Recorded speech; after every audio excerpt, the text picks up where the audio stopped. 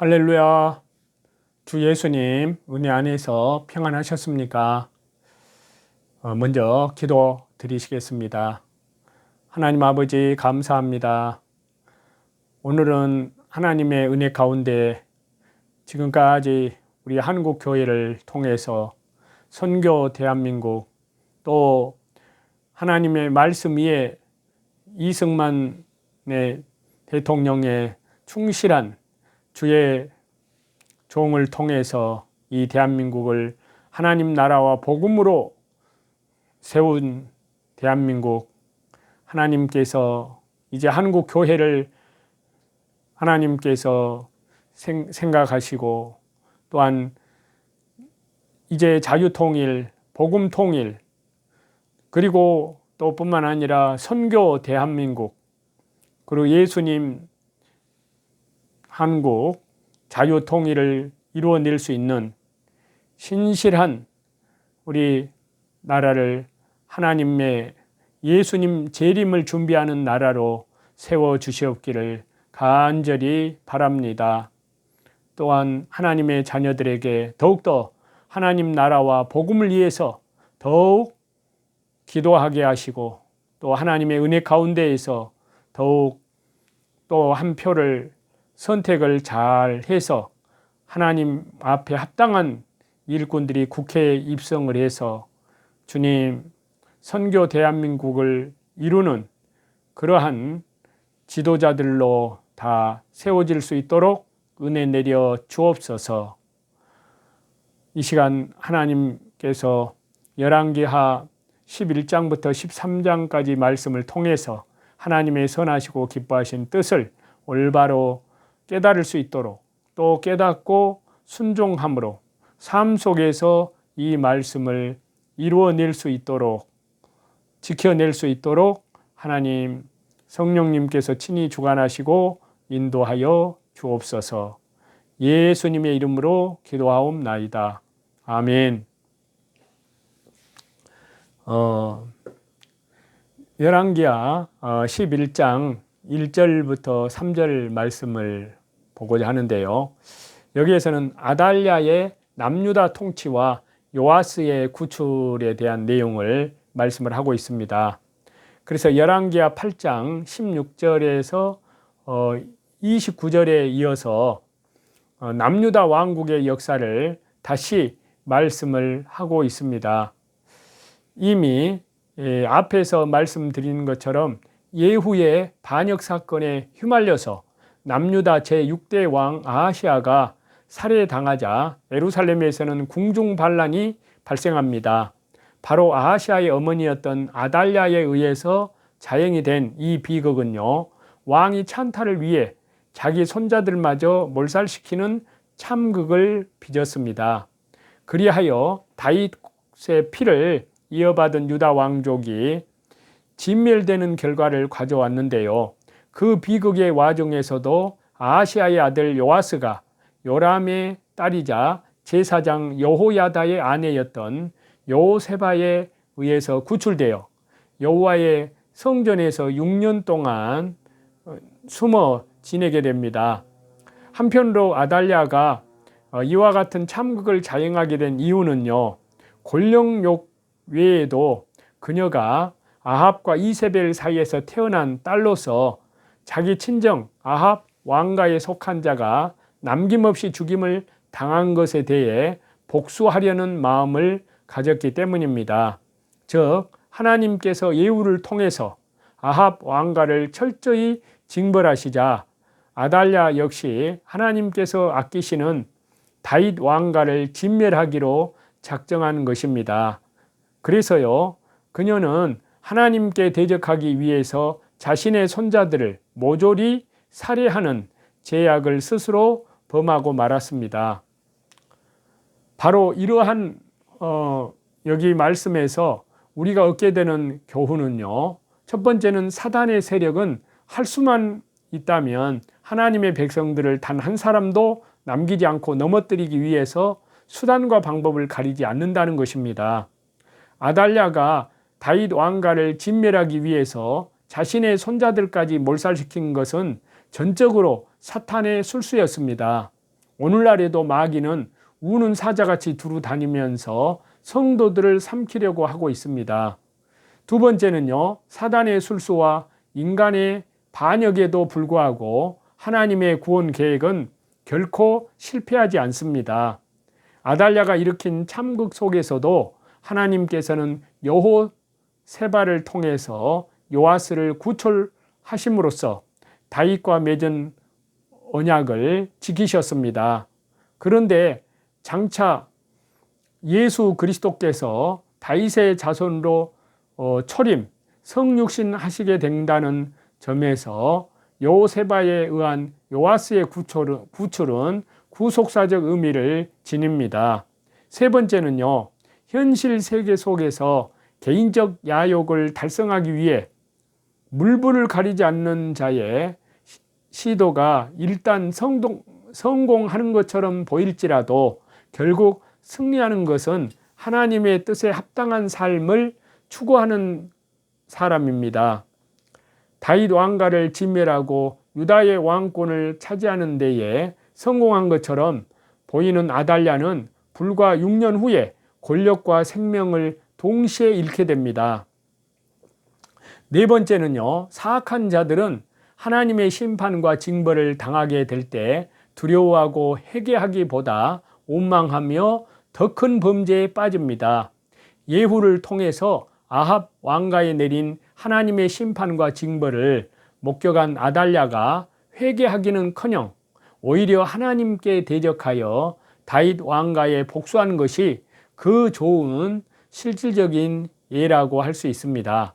성도라고 해서 전혀 범죄하지 않는 것은 아니지만 하나님의 징계를 받게 될 때 겸손히 엎드려 회개한다는 점에서 불신자와 근본적으로 구별이 됩니다. 그렇기 때문에 어떤 사람이 환난과 고통 가운데에서 취하는 태도를 보고서 우리는 그가 하나님께 속한 자인지 아닌지를 알 수가 있는 것입니다. 우리가 성경에서 악한 자의 특징을 볼 수가 있는데요. 성경이 우리에게 거듭해서 반복하여 교훈하여 주는 것은요, 악한 자에게는 미래도 없고 소망도 없다는 사실입니다. 악을 행하는 자가 거두게 되는 열매라는 것은 재앙뿐이고, 악인들을 위해 예비된 나라는, 다시 말해서 회개할 줄 모르는 사람을 악인이라고 할 수 있는데요, 악인들을 위해 예비된 나라는 영생 복락이 넘치는 천국이 아니라 영원한 고통을 받는 지옥일 뿐입니다. 저와 여러분, 우리는 이 세상에서 악을 행하는 자들이 잘 되는 것을 조금도 부러워하지 않습니다. 왜냐하면 그들이 일시적으로는 성공한 것처럼 보이지만 불온간 멸망당할 사실을 우리는 알기 때문에 그들이 너무나 불쌍한 것입니다. 그래서 여기 열왕기하 11장 1절부터 3절의 이 말씀에는 한 악인의 모습이 나오는데요, 그는 유다왕 아하시아의 어머니로서 다윗의 씨를 진멸하려는 악행을 저질렀습니다. 이는 다윗의 대를 끊지 않으시겠다는 하나님의 뜻을 대적하는 행위인데요, 또한 그는 유다의 우상 종교를 펴는데 전력을 다하여 하나님의 신앙을 파괴하고자 하였습니다. 저와 여러분, 우리는 여기에서 악한 자의 특징이 무엇인지를 잘 살펴보아서 경계의 대상으로 삼도록 해야 합니다. 자, 악한 자의 특징 첫 번째는요, 스스로 영광을 얻으려고 합니다. 사람은 누구나 자신이 칭찬과 영광을 받는 것을 좋아합니다. 사실 영광과 칭찬은 자기 자신도 모르는 사이에 자연적으로 다른 사람에게서 받는 것이어야 합니다. 그러나 악한 자는 자신이 스스로 영광과 칭찬을 드리려고 다른 사람들이 알아주지 않고 칭찬해 주지 아니해도 자기 스스로 자화자찬을 합니다. 이것은 우리 주위에 흔히 볼 수 있는 일인데요, 특히 독재를 하는 정치인은 무조건 자기를 내세우고 사람들에게 맹종할 것을 요구합니다. 그리고 자신이 추진하는 모든 일을 미화시킵니다. 그러나 이런 것들은 시간이 지나면 모두 거짓으로 드러나고 맙니다. 오늘날 교회 안에서도 어떤 직분을 맡으면 의뢰이 자기 자신을 드러내기 위해 애쓰는 사람을 간혹 볼 수가 있는데요. 이것은 크게 잘못된 것입니다. 성도들은 영광을 하나님께 돌려야지 스스로가 그것을 차지하려고 해서는 안 됩니다. 두 번째로 악한 자의 특징은요, 스스로 지혜롭게 여긴다는 것입니다. 지혜로운 사람일수록 겸손을 알고 겸손해지는데, 그러한 데 비해 악한 자는 회개할 줄 모르는 완고한 고집스러운 악한 자는 경망스럽게 나서고 자기를 다른 사람보다 훨씬 지혜로운 자로 여깁니다. 그래서 여기 열왕기하 11장 1절부터 3절에 말씀하시는 아달랴는 북이스라엘의 반란 사건과 자기 아들 아하시아의 죽음으로 유다 왕실이 약해진 틈을 타서 다윗 왕통을 멸절시키고 자신이 친히 왕권을 잡고 우상 종교를 강화시키는 것을 가장 지혜로운 일로 생각하고는 자기의 손자들까지 죽이는 파렴치한 악행을 서슴지 않았던 것입니다. 이 얼마나 어리석고 가증스러운 일이냐 하는 겁니다.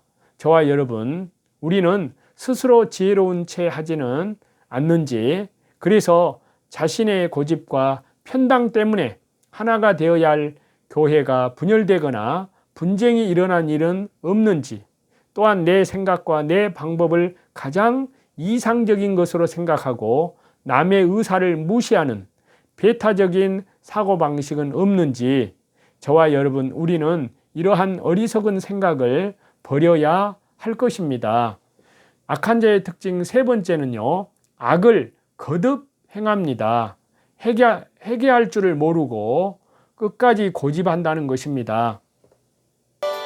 그래서 악한 자는 자신의 행위가 심히 잘못된 것임을 인식하지 못한 채 자꾸 악행을 되풀이합니다. 만일 그 일이 잘못되었다는 사실을 깨달았다면 당장 그만두었을 것입니다.